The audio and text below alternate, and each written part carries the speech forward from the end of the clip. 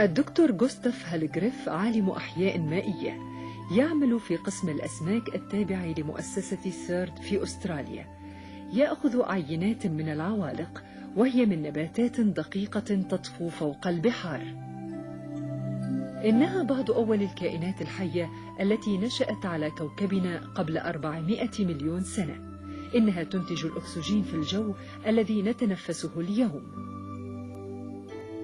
إنها كائنات حية ذات خلية واحدة، وعندما ننظر إليها من خلال الميكروسكوب الإلكتروني نصاب بالدهشة من جراء نمطها الهندسي لامتلاكها قرونا وأجنحة، والتي كان يعتقد الإنسان بأنه اخترعها، إلا أن العوالق امتلكتها قبل 400 مليون سنة ماضية. تقوم إحدى مجموعات العوالق بتشكيل حلقات طويلة، والقليل منها هي أنواع شريرة تنتج سموما عصبية قوية تسبب شلل وموت البشر. يقوم بلح البحر والقواقع والمحار المروحي بالتهام هذه العوالق، وتتركز السموم في أجسامها المنيعة، إلا أن السموم تستطيع قتل الحيوان والإنسان. هذه الرخويات خالية من سموم العوالق ولم تتواجد في مياه أستراليا. كان بلح البحر دوما آمنا. قام الدكتور هالغريف بإلقاء شباكه في مصب نهر ديرونت، وقام بتغيير صناعة الرخويات للأبد. يقول: لقد تم نقلي من سيدني إلى هوبر، وأول عينة من العوالق جمعتها احتوت على العوالق السامة. كنت أعرف هذه الكائنات، وأعرف بأنها تسببت في قتل الأطفال في المكسيك.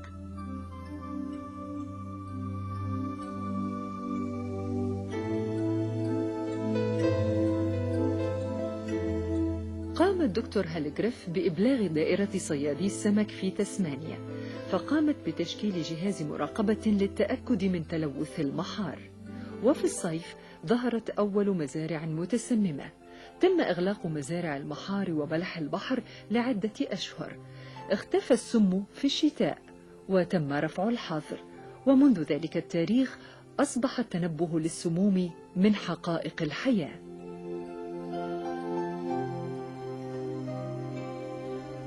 إن برنامج المراقبة في غاية الأهمية من الناحية الاقتصادية لضمان الغذاء السليم. تساءل الدكتور هالغريف من أين جاءت العوالق السامة، فأخذ عينات من مصب نهر فلم يجد أي أثر للعوالق السامة، فشك بأنها نقلت عرضا بواسطة السفن الكبيرة. تأتي هذه السفن إلى أستراليا وهي فارغة، وتحمل بأثقال من أجل موازنتها، والتي عادة تأتي من المناطق الساحلية الملوثة.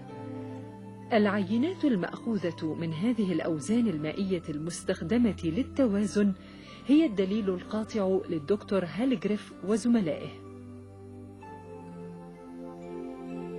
وجدوا في هذه العينات آلاف العوالق السامة، وهي في حالة ركود كالبذور.